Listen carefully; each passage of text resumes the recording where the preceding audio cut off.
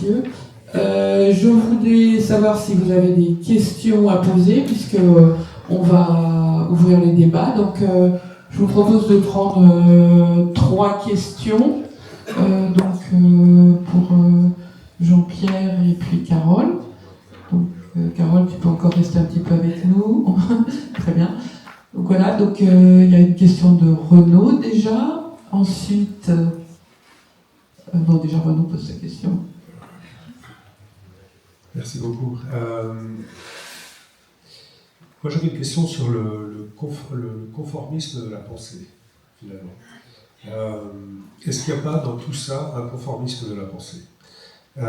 Et est-ce que, par exemple, les industries créatives et culturelles n'échappent pas, finalement, à ce conformisme un peu vertical de un projet, ça doit être comme ci, ça doit être comme ça, parce qu'elles échappent d'une certaine manière, notamment en Afrique, à un contrôle de l'État. C'est-à-dire que c'est des petits acteurs et c'est pas très important ce qu'ils font. Je le dis de manière tournicatrice. Et du coup, dans ce que vous appelez les réformateurs de l'intérieur ou les innovateurs de l'intérieur, ce que sont les artistes finalement, mais à un niveau qui est peut-être microscopique, comment est-ce qu'on appuie des gens qui, quelque part, remettent en question justement une pensée conventionnelle et des relations de pouvoir qui font que ce sont les États, les fonctionnaires d'État qui décident de l'octroi des fonds, sur quoi est-ce qu'ils vont porter, etc. Parce qu'il y a quand même dans l'octroi des fonds de développement des négociations entre les États bailleurs et les États bénéficiaires, pour employer des mots un peu tabous. Et donc il y a peut-être, dans cet effet de rente, il y a peut-être aussi une persistance d'un conformisme, que c'est comme ça que ça doit se faire, et y compris au niveau, je dirais, des États africains. Donc comment est-ce que des fonds publics, on va dire du Nord, je continue à utiliser des schémas, mais voilà, puisqu'on parle des réalités, c'est ça, peuvent appuyer des gens qui vont remettre en question l'ensemble du système depuis l'intérieur des États africains.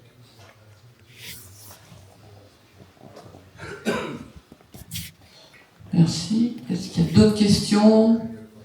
Donc, Geneviève et Eric. Donc, je suis plus près d'Eric, alors je vais... Bonjour, merci pour vos 2 excellentes interventions. Vous parliez de soutenir des projets déjà existants, déjà initiés, plutôt que de faire venir des projets de l'extérieur, mais je suis sûr que vous avez tous les deux des exemples de soutien de cette forme qui ont détruit les projets déjà existants. Moi je pense, et certains ici le connaissent mieux que moi, les projets de désalinisation du PAM en Casamance, où les paysans ont naturellement désalinisé, puis il y a eu beaucoup trop de salinisation, donc le PAM a dit il faut accélérer.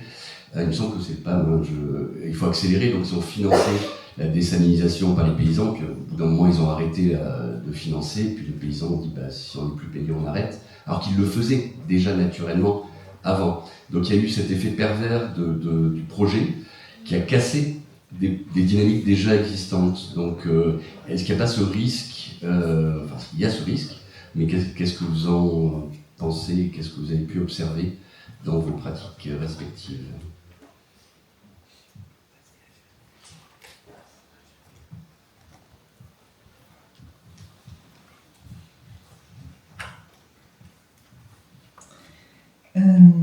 Merci beaucoup pour vos interventions, d'abord, qui étaient effectivement excellentes et émouvantes, je dirais aussi. J'avais une question par rapport, peut-être à tous les deux, mais peut-être à M. Olivier de Sardan, qui est aussi professeur. En fait, je suis moi-même professeur et je suis sensible à la question de la transmission aux jeunes. Après un panorama que vous avez fait qui est quand même un petit peu pessimiste, globalement, même s'il y a des expériences positives, mais assez pessimistes pour finalement comment des jeunes qui sont aujourd'hui formés aux études du développement, puisqu'il y a 2 masters qui sont impliqués dans l'événement. Qu'est-ce que vous diriez aux jeunes, en fait, qui vont devenir eux-mêmes ces experts, entre guillemets, du développement, et comment faire pour s'insérer, et même avec des convictions d'innovation et des convictions profondes sur le fait qu'il y a des dysfonctionnements sur le dispositif de l'aide et de la coopération. Qu'est-ce qu'on peut dire aux jeunes ? Merci. Merci. Donc, je vous laisse déjà répondre à ces 3 questions, pour qu'on prenne d'autres questions après.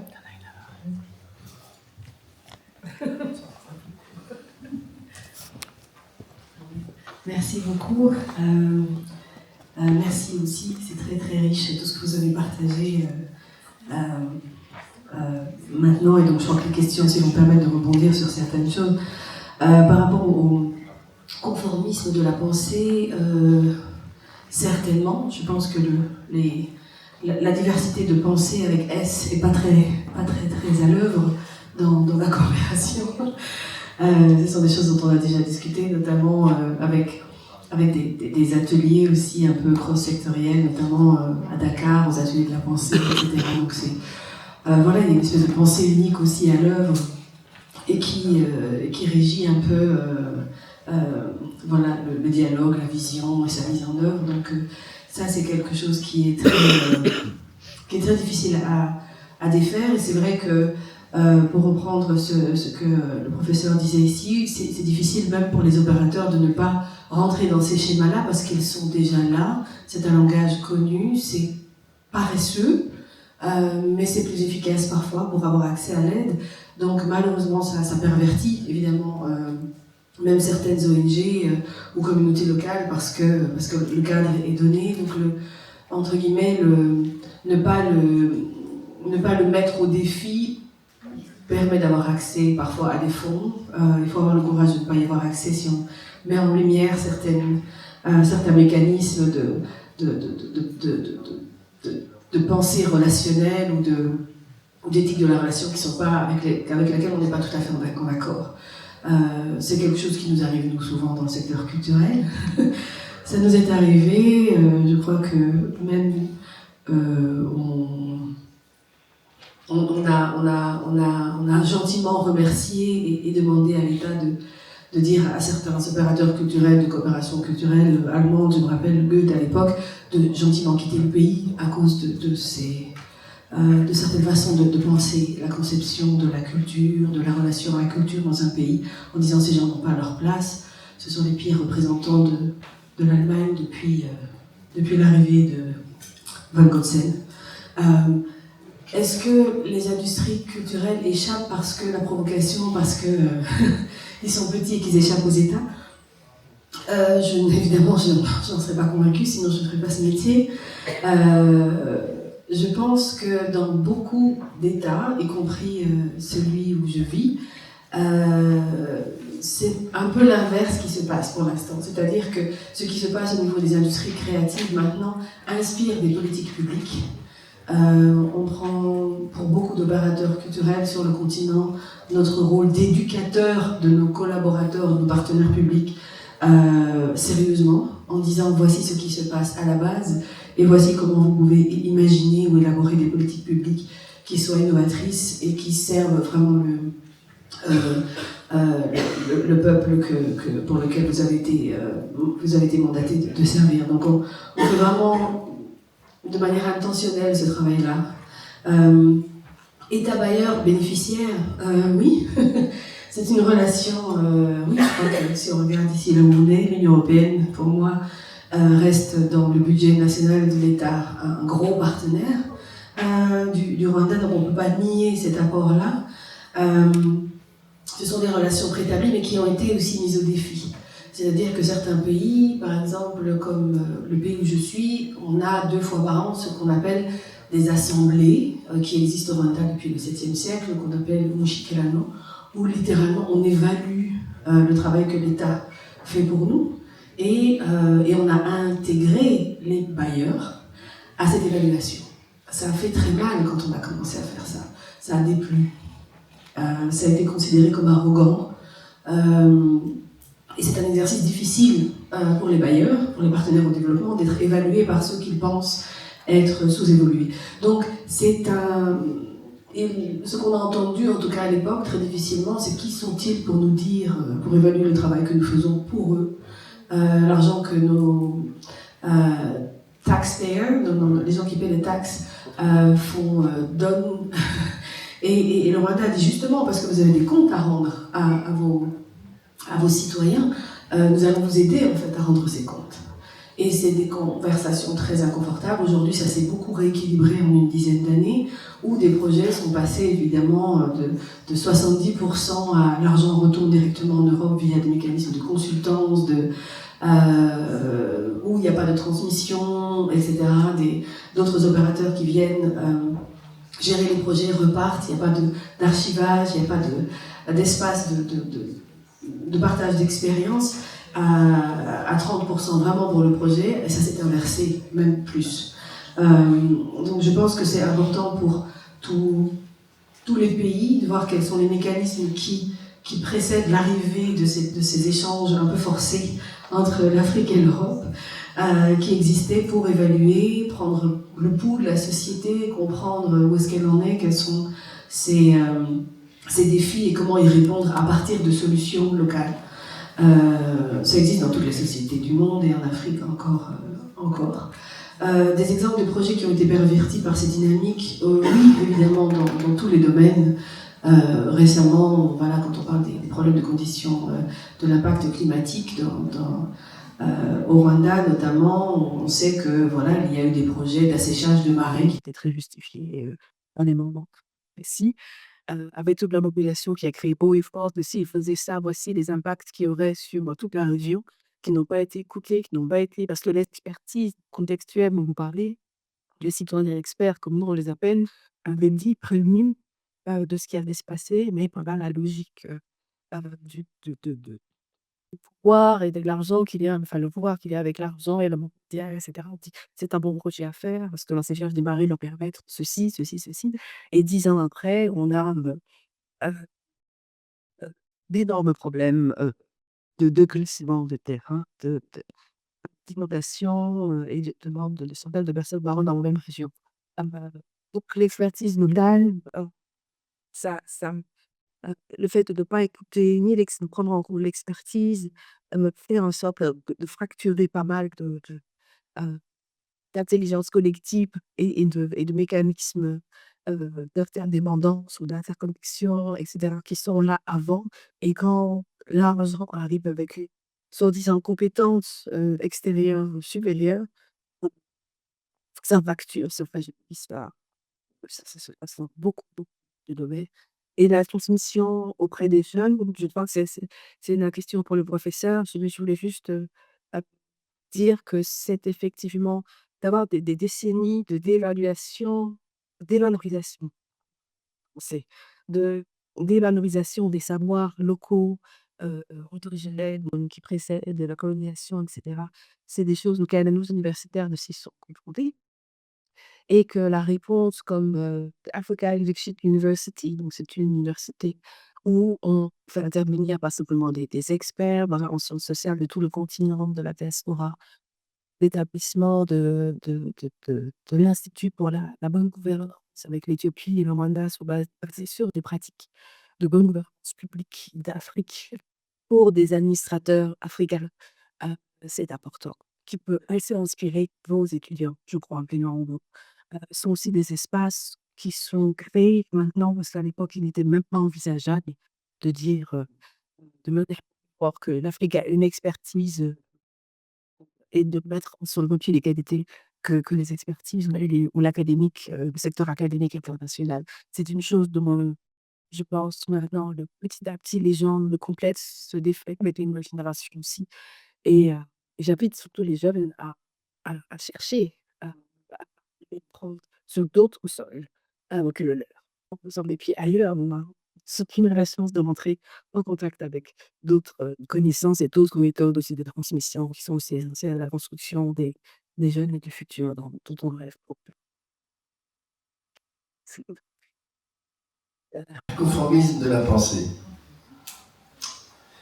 Oui et non. Je suis un peu gêné là, par ça parce que c'est trop vouloir rabattre ça sur simplement des sortes de processus intellectuels, idéologiques ou autres.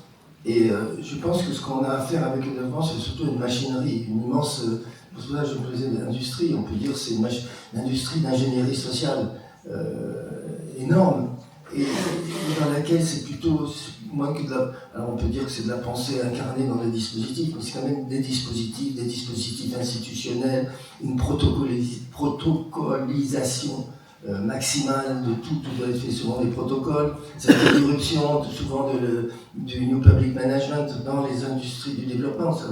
Ça a quand même beaucoup, il faut aussi prendre ça en compte. Ça fait au moins une trentaine d'années, une quarantaine d'années que le New Public Management est systématiquement promu dans les institutions de développement et que celles-ci le promeuvent dans les gouvernements ou les États africains.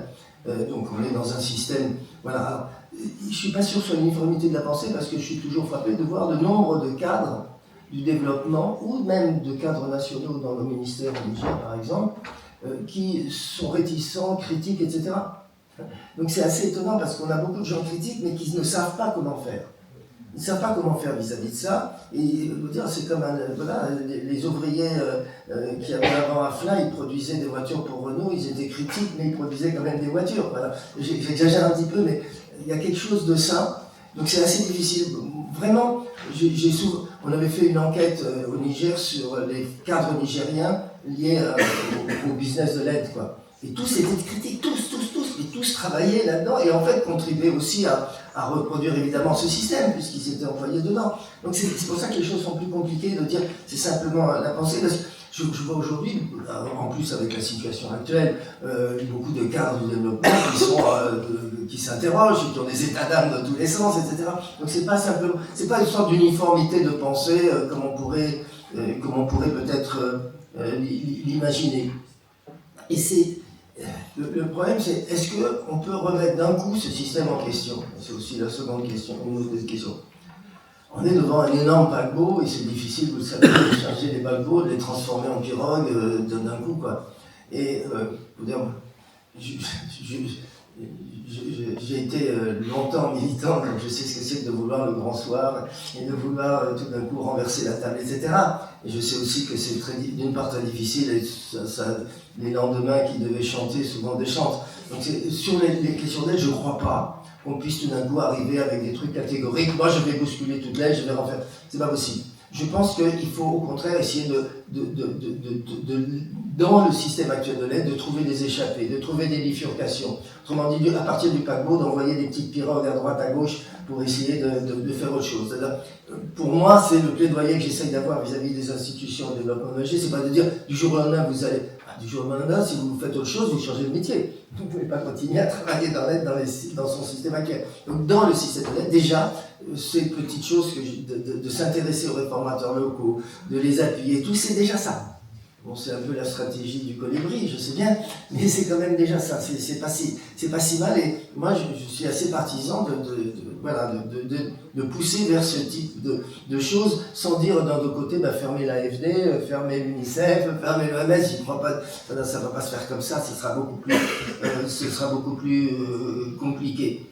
Et comment dire, justement, moi je me rappelle. Une fois discutant avec un ancien responsable, d'ailleurs c'était deux même, je connais comme ça, un responsable pays de l'UNICEF, donc quelqu'un qui a fait des postes de responsabilité dans les institutions internationales de développement, plusieurs pas. Je connais aussi un responsable pays de l'OMS qui me disait à peu près la même chose. Donc des gens qui... Il dit au fond, ils étaient maintenant à la fin de leur carrière ou retraités, il dit au fond, ce que j'ai fait mieux là-dedans, c'est quand j'ai utilisé les moyens que j'avais, les trucs, pour supporter des cas limites. Des gars qui arrivaient avec un petit projet qui normalement n'aurait pas passé, je les ai poussés quand même. Donc voilà. Eux aussi sont rentrés dans une sorte de stratégie de bricolage, de machin. Dans mon boulot, voilà, quand même, je gère des projets de millions comme tout le monde, et je fais mes rapports comme tout le monde, tous les mois. Mais en même temps, de temps en temps, j'utilise ça pour pousser des trucs un peu limites. Moi, j'en ai connu à l'AFD qui nous a financé, on était des projets limites nous-mêmes. On a des projets dans lesquels on mettait 3 doctorants, alors que l'AFD ne voulait pas soutenir les doctorants, mais on les mettait autrement. Mais bon, c'est des trucs comme ça. Donc je pense qu'il y a quand même essayer d'utiliser des marges de manœuvre. Bon, c'est un des trucs des sciences sociales, c'est les acteurs ont toujours de la agency, ils ont toujours de la marge de manœuvre, ils ont toujours des capacités d'innovation. Utilisons-les. Donc c'est plutôt ce que j'aurais tendance à dire aux cadres quand je discute avec des jeunes cadres de l'AFD sortant de Sciences Po là, et qui ont puisque maintenant c'est des gens de Sciences Po et plus d'agro et qui font ça. Bon, on peut leur dire ça. Vous avez quand même des moyens, vous pouvez de temps en temps essayer de trouver. Allez-y, essayez. Voilà. Nous, c'est ce qu'on fait. Alors, par contre, c'est vrai qu'on n'a pas d'idée. Je veux dire, moi, j'ai pas une réponse standard à vous dire. je suis désolé. Moi, je dis, je sais pas, nous-mêmes on bricole. Non mais nous-mêmes on bricole pour ces histoires de soutenir les réformateurs. On a essayé un coup. Le seul qu'on a vraiment essayé, je vous le dis, c'est ce truc de la santé. On a fait nos 50 réformateurs dans la santé. On a les a documentés. On a fait du réseautage entre eux, ils se rendaient visite. On a fait évidemment un groupe WhatsApp, c'est inévitable dans ce genre de trucs. On a fait tout ça. On les a réunis. On leur a posé même des problèmes du système de santé global qui ne sont jamais réglés depuis 40 ans et de voir qu'est-ce qu'ils en pensaient. Ces experts quantitatifs, on les a même traités comme s'ils étaient des experts internationaux. C'est vachement intéressant. Et le produit de ça n'a jamais. On l'a envoyé au ministère de la Santé, on l'a envoyé, etc. Tout le monde s'en est foutu. Sauf que dans le ministère de la Santé, à ce moment-là, on avait d'anciens réformateurs qu'on avait repérés 15 ans avant. Et le mec, il était secrétaire général de la Santé. Et il s'était inscrit à notre master. Un secrétaire général de la Santé qui s'inscrit à un master, quand il a 50 balais, il n'y en a pas beaucoup. Hein. Et il y en avait aussi un autre secteur. On avait vraiment réussi dans la santé, parce qu'on vient depuis 25 ans dans ce pays, à essayer de faire un réseau. Donc là, on s'était dit, oui, on a même introduit dans les trucs dans le plan, je ne sais plus comment ça s'appelle, le plan de développement de la santé, le PDS, ouais, des trucs sur soutenir les réformateurs locaux. Enfin, on était en train de se dire, voilà, on sort simplement de monsieur X ou madame Y qui fait son truc, mais on va essayer de pousser ça, de faire une journée nationale de l'innovation de la santé, où ce sera pour les petits innovateurs comme ça, qu'on va les populariser, des trucs comme ça. Il y a eu le coup d'État. Lac, notre directeur, tous ont été virés, etc.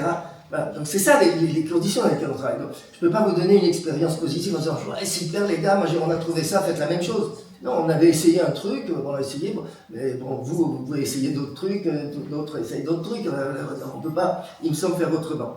Pour vous donner quand même une idée de ce que c'est que, comment dire, quelqu'un m'a demandé les projets déjà existants, quand je disais les projets déjà existants, il y a un malentendu, parce que ce n'est pas des projets déjà existants dont je parle.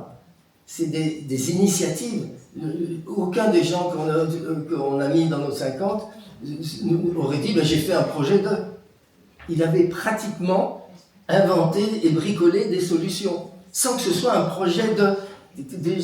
Quand on dit que c'est un projet, on est déjà dans la structurée, dans la logique du développement. Alors là, c'est de penser. Dans la logique de pensée du développement, si on dit c'est un projet déjà existant, on va soutenir un projet déjà existant. Non, c'est des initiatives. Alors effectivement, ça, bien sûr qu'il peut y avoir des effets pervers sur l'histoire de la désalinilisation. Bien sûr, il n'y a pas de problème. On n'a rien de garanti dans cette histoire.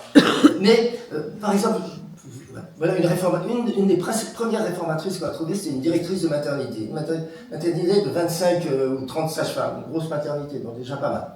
Et toutes les sages-femmes arrivent à 9h, grosso modo. Quand elles arrivent à 9h, alors que c'est 7h30, quand elles arrivent à 9h, elles commencent à prendre le petit déjeuner, comme c'est au Niger, on prend des brochettes, etc. au petit déjeuner. Donc à 9h30, elles commencent à consulter les femmes qui attendent depuis 5h ou 6h du matin parfois. Et grosso modo, à 1h, elles quittent alors qu'elles devraient quitter à 16h. C'est la routine dans cette maternité, mais c'est la routine dans quasiment toutes les maternités du Niger, c'est ça.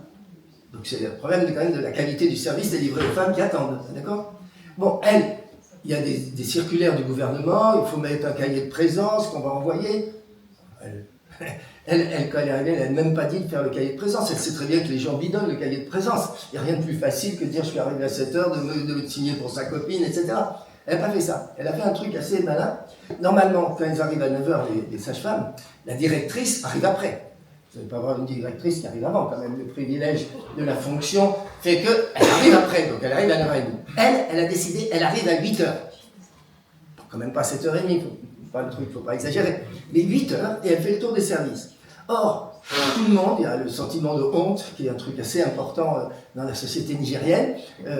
Une femme, une sage-femme, quand la directrice vient la voir, n'est pas là, c'est une honte. Donc, en jouant simplement sur ce genre de mécanisme-là, de elle en venant, du coup, elle a réussi à faire arriver les sages-femmes plus tôt. C'est bricolé, c'est ce que vous voulez, c'est difficile à généraliser, à dire, voilà, mais au moins c'est ça.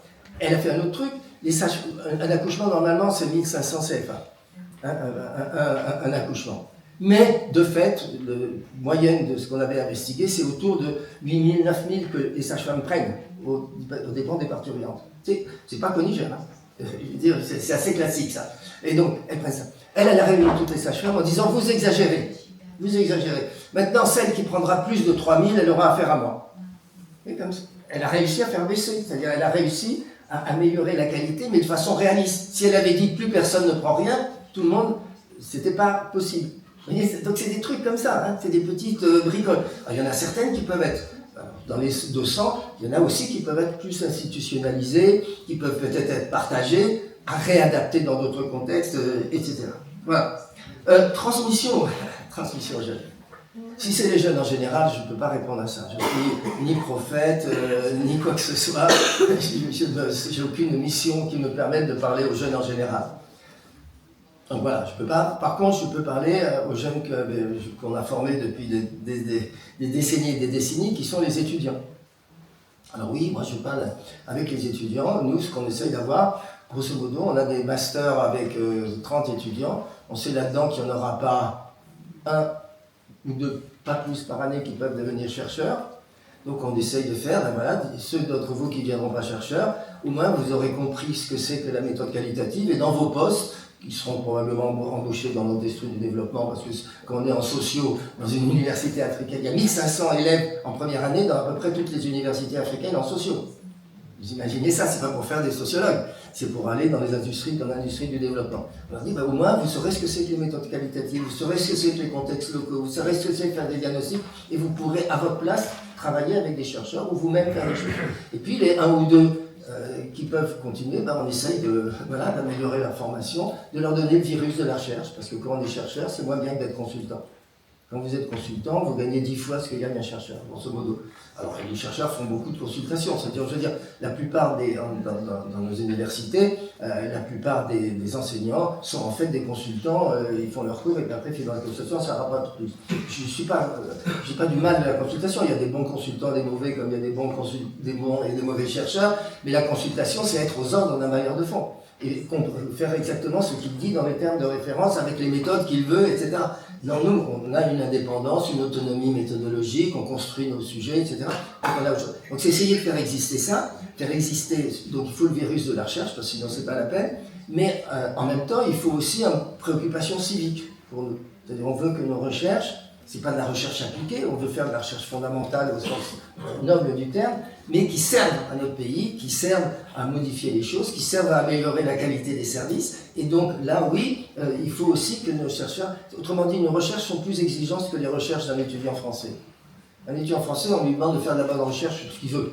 N'importe quoi, le truc le plus invraisemblable peut passer, c'est pas un problème, c'est un sujet de connaissance. Nous, non seulement on veut que nos étudiants fassent la même chose, mais qu'en plus ils le fassent sur des sujets qui sont des sujets porteurs de réformes potentielles, qui soient civiquement, civiquement pertinents.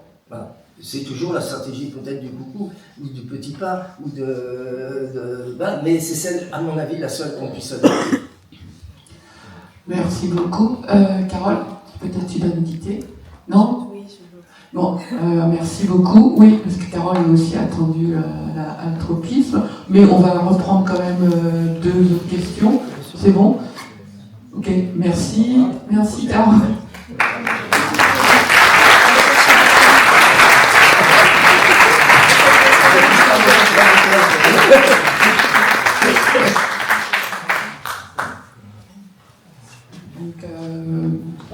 Donc Carole est bientôt. Donc on a 2 questions. Voilà.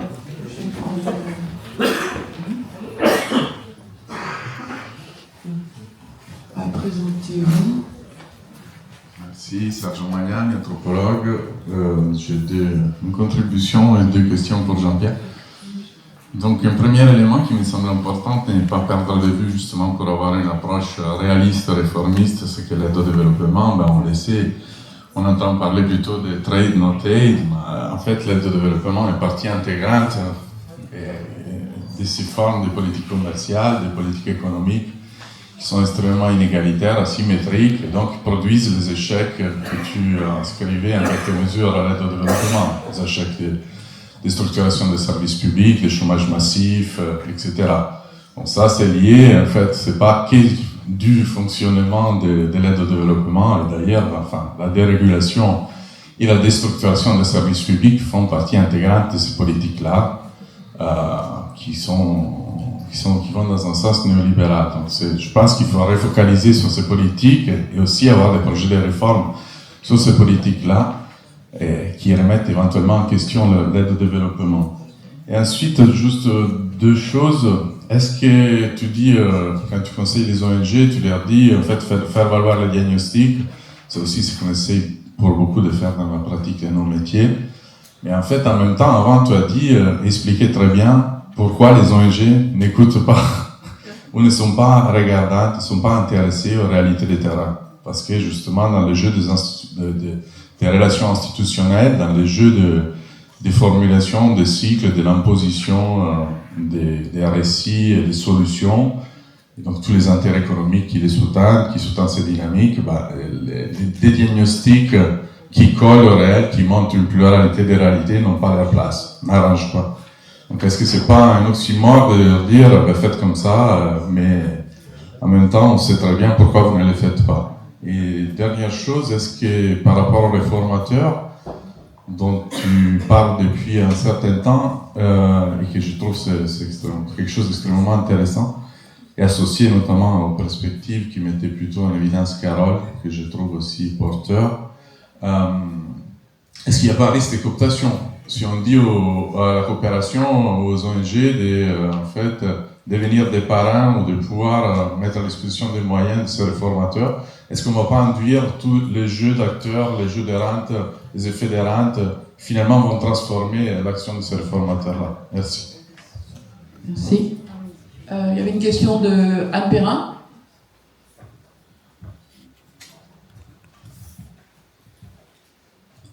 Merci, je suis à la communication du CIRAM. Ma question, c'était un peu pour Carole, mais je vais vous la poser aussi, M. Olivier de Sardan. En fait, on voit aujourd'hui, donc je m'adressais un peu à elle en tant qu'artiste, parce qu'en fait, on voit aujourd'hui que l'art, c'est le parent pauvre de toutes les disciplines en termes de financement en France, à l'international.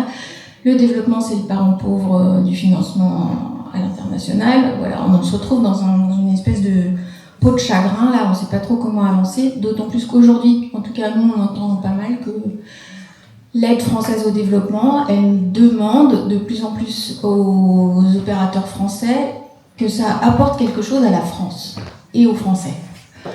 On n'entend pas trop parler enfin peut-être moins, ou moi j'entends pas, de co-développement, comment ça marche tout ça.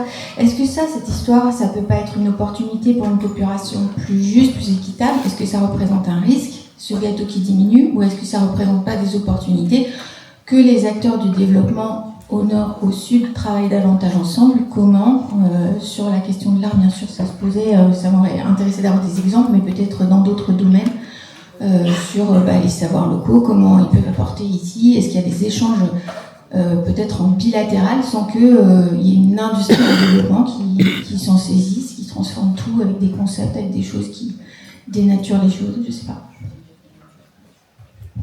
Merci. Donc, je vais vous redonner la parole. Jean-Pierre. Voilà. On va être obligé de rogner, je vous le dis tout de suite, sur la pause café. Mais bon, voilà, il y a d'autres nourritures plus intéressantes. Je ne mets pas le poids par rapport au café. Là. Bon, comment dire?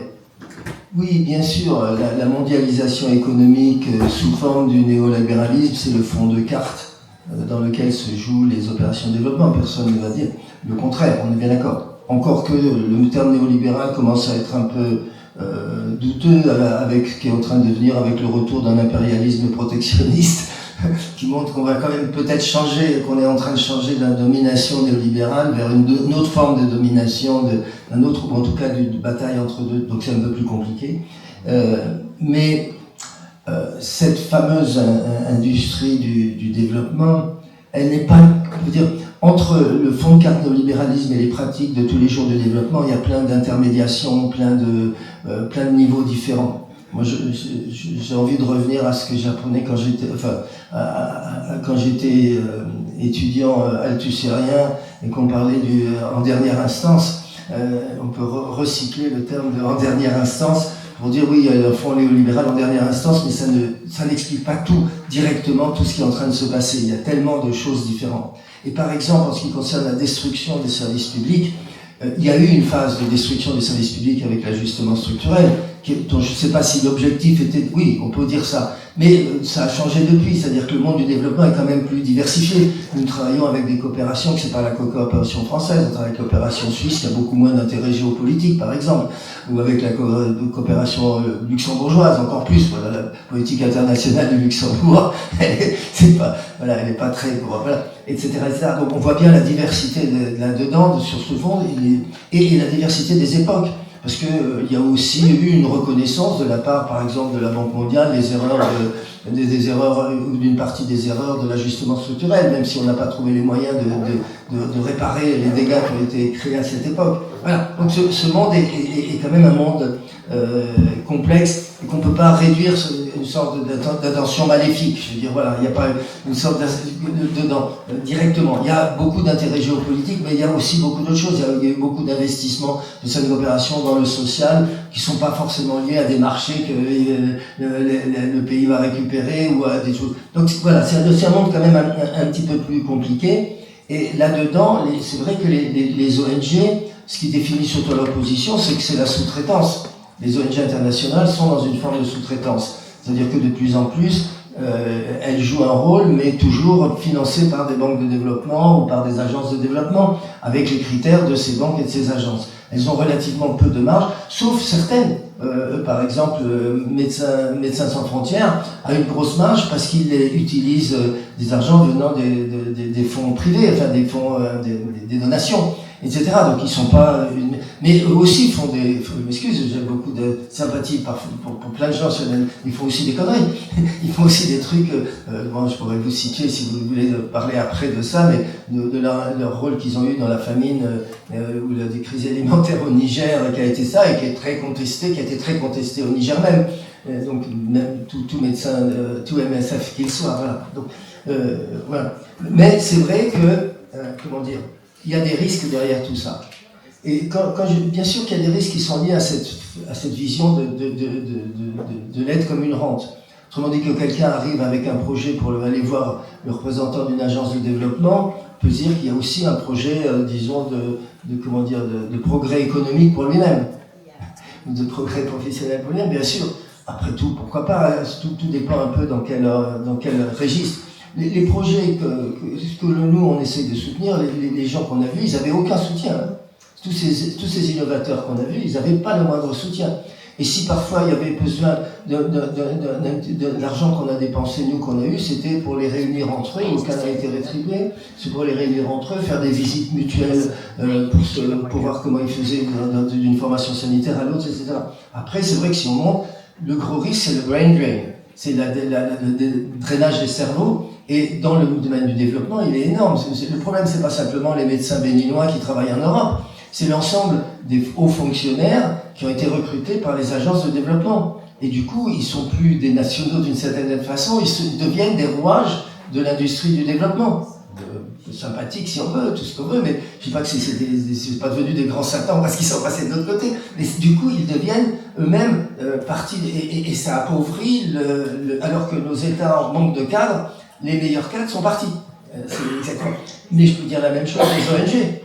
Aujourd'hui, beaucoup de dirigeants d'ONG repérés par les institutions internationales ont été recrutés par ces institutions internationales à leur tour. Et à leur tour, ils ne sont plus sur le terrain, etc. Ils deviennent. Voilà. Donc on a ces mécanismes-là, qui sont des mécanismes pervers. Donc, mais en tout cas, je ne vais jamais dire que soutenir des réformateurs locaux, c'est pas prendre de risques. Bien sûr, c'est prendre des risques. Mais je veux dire, quand on prend des risques, parce qu'on met 10 000 euros sur un projet de Y, 20 000 euros, alors que la Banque mondiale est actuellement en train de faire avec des coûts de milliards un truc dont on sait que ça ne va pas marcher, qui est le paiement basé par la performance dans la santé. Le jour où elle met des milliards et des milliards là-dedans, le jour où ça s'arrête, on sait déjà qu'aucun des pays dans lesquels elle a développé le paiement de la performance sur la santé ne pourra soutenir quoi que ce soit dans ce domaine-là dès que la Banque mondiale sera plus derrière. Donc, ils mettent tellement d'argent qu'on peut se dire, mettre des petites sommes qui sont peanuts pour eux, simplement aider un réformateur. Et puis si ce réformateur il se plante, et alors, il ne faut pas être sans arrêt obsédé par le succès obligé, etc. On parie sur des... C'est exactement comme pour les artistes. Les artistes, peut-être il y a un chanteur de rap qui vous plaît, puis en fait il est nullissime, etc. Et il finit, et il va se droguer, il aura fini, il ne va plus rien faire. Et alors, c'est pas grave. Voilà, c'est aussi c'est aussi une autre vision de la prise de risque ou de l'efficacité et ça, je veux dire, on peut pas le dire aujourd'hui, je vais pas aller voir Ryu à l'AFD en lui disant arrêtez tout et puis faites que ça. C'est ça qui va m'écouter. Donc on essaye de dire, vous n'avez pas grand-chose à perdre, à ouvrir des sortes de petits appels à projets ouverts où simplement les gens amènent une idée, et si vous trouvez que l'idée est bonne, on leur donne quelqu'un pour l'aider à la formuler, et puis on va lui donner 50 000 € parce que son projet, qu'est-ce qu'on a à perdre là-dedans? Et s'il y a des risques, c'est pas grave. Voilà, donc c'est un petit peu ça. Et je finis sur le co-développement. Le co-développement, il y a tellement de slogans et de mots qui se sont succédés, co-développement, partenariat, etc. Tellement et tellement peu qui ont vraiment participation, on n'en parle plus, et tellement de choses qui en fait changent très peu dans la réalité concrète des rapports. Donc c'est ça qui est... faut se méfier. C'est pour ça que tous les appels comme les appels à révolutionner le développement. Bon, chaque nouveau projet se dit déjà lui-même comme une révolution. Je peux vous citer une dizaine de trucs qui ont été présentés comme une révolution dans le monde du développement. Mais c'était jamais qu'un projet par un autre. C'est comme une nouvelle bagnole, on la présente comme une révolution, c'est simplement etc. Donc voilà. Donc je commence à être un peu méfiant devant les slogans partenariat, machin, la déclaration de Paris, tous ces trucs-là. Donc ce qui m'intéresse, c'est vraiment ce qui se passe de ce point de vue-là sur le terrain, mais j'y crois pas beaucoup à tous ces grands mots, parce que dès qu'on les a creusés concrètement dans le quotidien, etc., ça tourne vraiment à très peu de choses, quoi. C'est pas que c'est totalement inutile, il y a des gens qui ont fait, je vais pas non plus jeter tout, mais c'est pas, en tout cas, c'est pas extraordinaire, voilà, au moins. Voilà. Bon, merci beaucoup. Je crois qu'on va arrêter là. On peut vraiment vous applaudir. Merci beaucoup. On espère vous revoir souvent.